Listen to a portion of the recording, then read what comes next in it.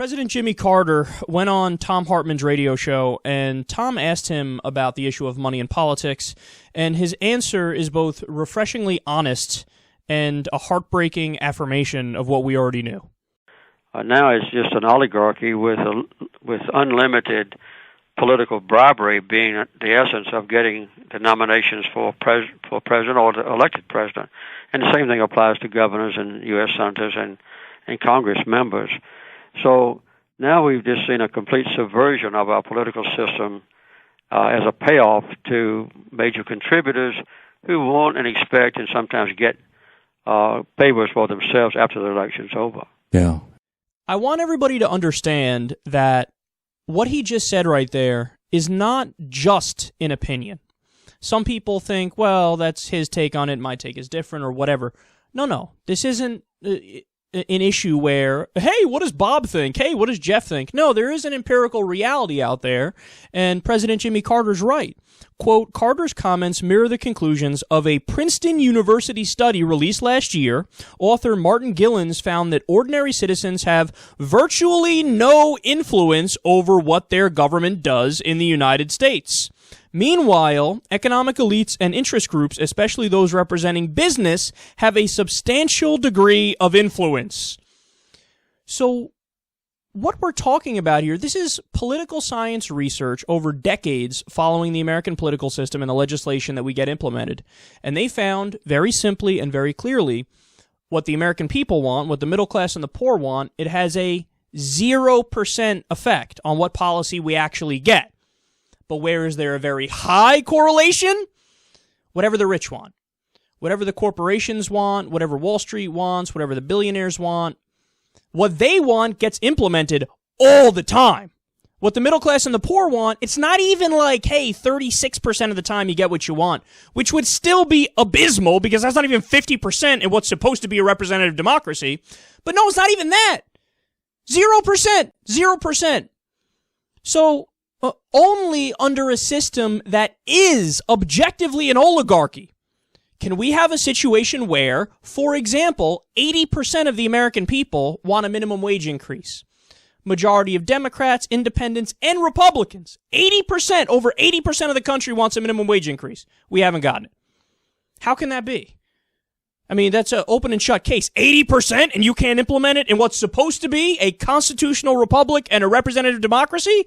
That doesn't make any sense. How about over 90% of the American people said, let's just do simple, a universal background check on guns. There's no violation of the Second Amendment here. That's absolutely clear. We're just talking about basic, moderate, vanilla background checks to try to limit the number of gun deaths. Couldn't even get that. Over 90% of the American people wanted it, couldn't get it. Why couldn't we get it? You know why we couldn't get it. Because they're not listening to us. They don't give a fuck what we think. You know who they're listening to, right? Well, the NRA gives money. The gun manufacturers give money to the NRA. The NRA gives money to the politicians, and they give it to the Republican politicians specifically with the understanding, hey, this means that if anything comes up, any kind of gun reform, you block it. So in reality, we have a situation where the people in America who should be the last people to make gun policy, the people who make the guns, they have a profit incentive in this whole race. They have a horse in this race. They're the people who make the policy. So the people who would lose money if there's some kind of gun reform, they're the ones who say, okay, well, we don't want any gun reform. Yeah, we know you don't want any gun reform, but that's why you shouldn't be making the policies.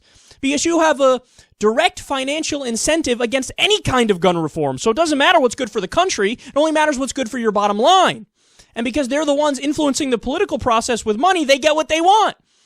By the same token, Wall Street gives an untold amount of money to the politicians, and then what ends up happening? Well, when there's a collapse, when there's a stock market crash, because of bad decisions they made and a lack of regulation, who gets bailed out? Wall Street gets bailed out. Because they paid their bribes, they did their donations, so they did legal corruption, they paid the politicians, and the politicians know the deal. I scratch your back, you scratch mine. It's human nature, man. It's not like these politicians are inherently inferior to you and me, or they're more evil than you and me. They're just functioning within a system that pushes them in the direction of always paying back the people who pay them money. Of course, it's a matter of where they get their financing from for their campaigns. And right now, they get it from private interests. Who has the most money? Who are the most powerful private interests? The rich, billionaires, Wall Street people, lobbyists, multinational corporations. So clearly, you're going to have a government that reflects their interests. You have to get the cancer of the system out, so you make it so that the politicians better represent the American people. And the way to do that, the only way to do that, is to get the money out of the system. Now, people are going about it all different ways. I support every way in which people want to go about it, but I happen to think some ways are more effective than other ways. If you put a law on the books, that doesn't necessarily mean it's going to be enforced, and it could also be repealed from one administration to the next administration. But don't get me wrong, look, at a local level or a state level, you want to do laws like that, by all means, go right ahead. I just don't think on a federal level that that's the most effective way to combat the issue of money in politics. I happen to agree with Wolfpack. TYT is, of course, working on that. And the idea behind Wolfpack is you get a constitutional amendment to get money out of politics, and you make it so that it's just illegal. You can't have private donors give money to politicians. It runs on a system of what's called clean elections. So public financing of elections, there's some sort of process to get into the election in the first place, and then when you get in, you get equal funds, and then it's simply a debate of ideas as opposed to whose donors can pay the most money to prop up their candidate and run more ads and get their name out there more, and over 90% of the time win. Under a system where Bernie Sanders has the same amount of money as Jeb Bush and gets totally equal airtime to Jeb Bush, who do you think's gonna win? Jeb Bush would get fucking no votes. Even Jeb's family would be like, I don't know, this guy's kind of douchey. People are going to vote for the people who have the better message if the message is spread equally because they have equal money, they have equal funds, and they're not going to have anybody else to represent other than the American people because those will be the ones giving them the money. Understand, man, I would love it if we can have a real debate and a real conversation with, for example, conservative libertarians who are actually libertarian. You know, I would love it if we had zero establishment candidates, but as of right now, who are the front runners? The establishment candidates. Why are they the front runners? Because they're going to raise the most money. So the media takes them more seriously, they run more advertisements, they get their name out there more, they have higher name recognition, and you know the way it goes. They're much more likely to get elected. So we got to get the cancer out of the system. The cancer is the private money. Let's get rid of all these corrupt assholes, man. It's very simple.